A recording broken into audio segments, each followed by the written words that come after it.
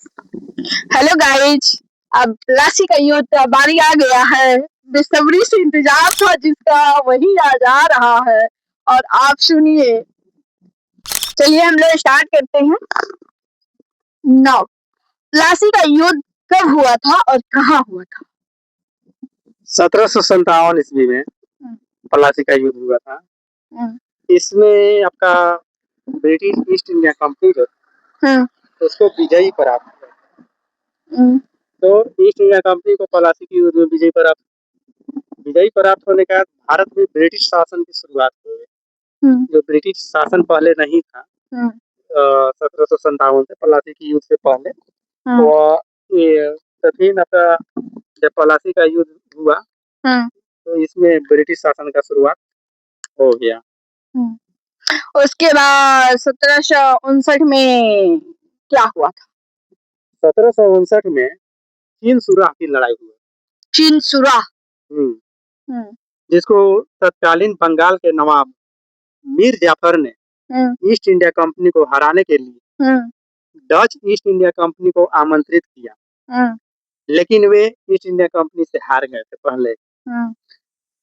और इसके बाद 1760 आया।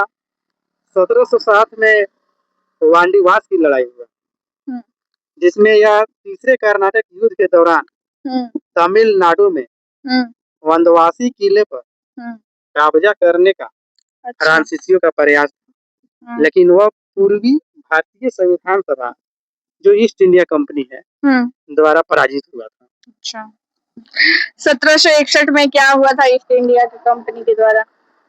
1761 ईस्वी में ईस्ट इंडिया कंपनी ने भारत में फ्रांसीसी सेना जो था पांडुचेरी पर कब्जा किया। अच्छा, तो कौन किया था? तो फ्रांसीसी सेना। अच्छा, जो ईस्ट इंडिया कंपनी ने उसके ऊपर कब्जा कर लिया। फिर 1764 में बक्सर का युद्ध हुआ। 1764 ईस्वी में बक्सर का युद्ध हुआ। तो इसमें क्या हुआ बक्सर के युद्ध में? जिसमें कि ईस्ट इंडिया कंपनी की जीत हुई। अच्छा, और इसमें इलाहाबाद संधि भी हुआ 1765 में।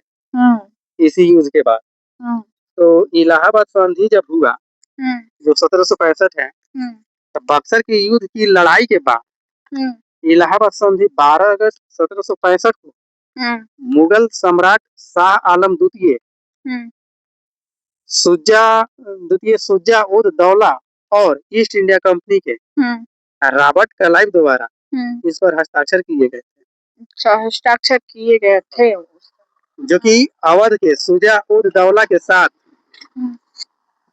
फर्स्ट पॉइंट है, उन्होंने कारा और इलाहाबाद को मुगल सम्राट को हवाले कर दिया।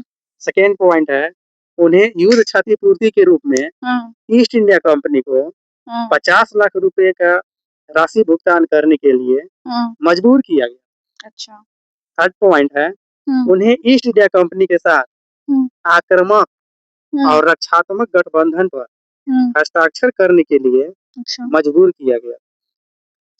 चौथा पॉइंट है, अवध से मुक्त व्यापार अधिकार प्राप्त करने में सफल रही। और फिर इसके बाद आता है दिल्ली।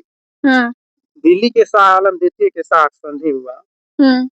उसमें जो युद्ध के दौरान हुआ था, जैसे कि 26 लाख रुपए का पेंशन के बदले शाह आलम द्वितीय ने ईस्ट इंडिया कंपनी को बंगाल, बिहार और उड़ीसा में दीवानी अधिकार प्रदान किया। तो यहाँ तक आपका प्लासी की युद्ध से लेकर बक्सर का युद्ध तक हमारा ये वीडियो रहा, और इसे बनाने में तो हम लोगों को 5 से 6 घंटा लगता है और लिखने में भी बहुत टाइम लगता है। तो इसलिए चैनल को सब्सक्राइब करिएगा, भूलिएगा मत। किसी का मेहनत होता है, किसी का समय होता है, किसी का जीवन होता है, इसलिए चैनल को सब्सक्राइब करिए और लाइक करिए और बताइए कि कैसा वीडियो लगा। हाँ, कमेंट करके। हाँ, थैंक यू।